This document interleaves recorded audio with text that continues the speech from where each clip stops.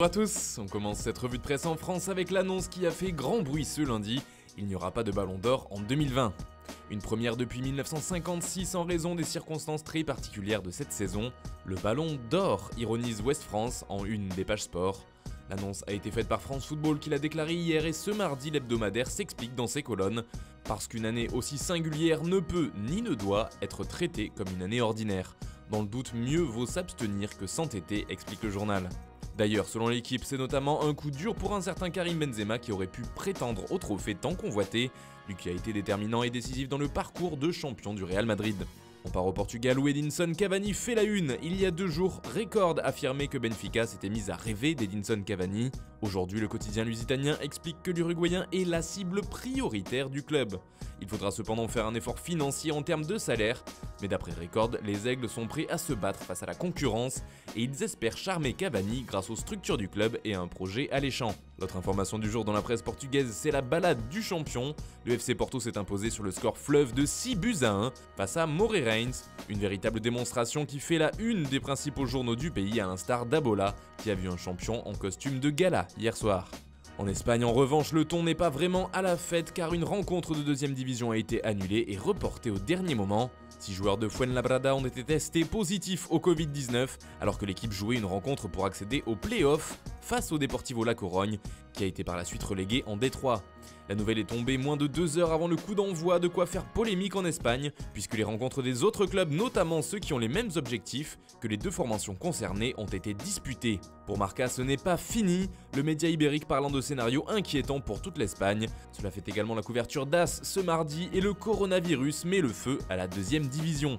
Côté Mercato, ça chauffe pour Maxime Lopez en direction de Séville, affirme aujourd'hui Estadio Deportivo. Tout concorde, écrit le quotidien, car le joueur de l'OM fait des clins d'œil aux supporters andalous à travers les réseaux sociaux, et dans le même temps les négociations avanceraient bien entre les 2 clubs et se dirigeraient tranquillement vers un accord. Affaire à suivre. On reste en Espagne avec la presse barcelonaise, Lionel Messi fait la couverture des journaux encore aujourd'hui, car les chiffres de la Pulga en carrière donnent le tournis, comme le rapporte le journal Mundo Deportivo, avec 703 buts inscrits et 298 passes décisives depuis ses débuts en Catalogne. Messi est impliqué sur 1001 buts du Barça. Un chiffre extraordinaire tout simplement, alors qu'à 33 ans, il est à la fois meilleur buteur et meilleur passeur du championnat.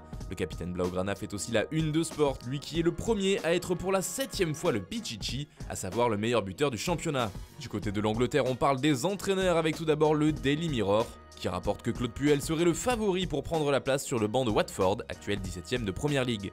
Mais ce qui nous intéresse ici, ce sont les mots de Pep Guardiola à l'encontre de l'équipe d'Arsenal. Le coach des Sky Blues n'a semble-t-il pas vraiment apprécié que le club londonien soit le premier signataire, en compagnie de 7 autres équipes, d'une lettre pour se plaindre au tribunal arbitral du sport de la décision prise concernant les Mancuniens. J'ai dit qu'après Arsenal, nous n'avons pas joué en première mi-temps comme en seconde, raconte Guardiola.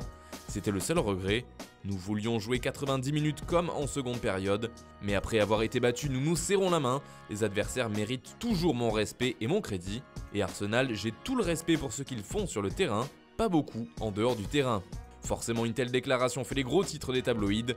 A noter selon The Guardian que Manchester City pourrait bien remporter la bataille pour Nathan Ake de Bournemouth.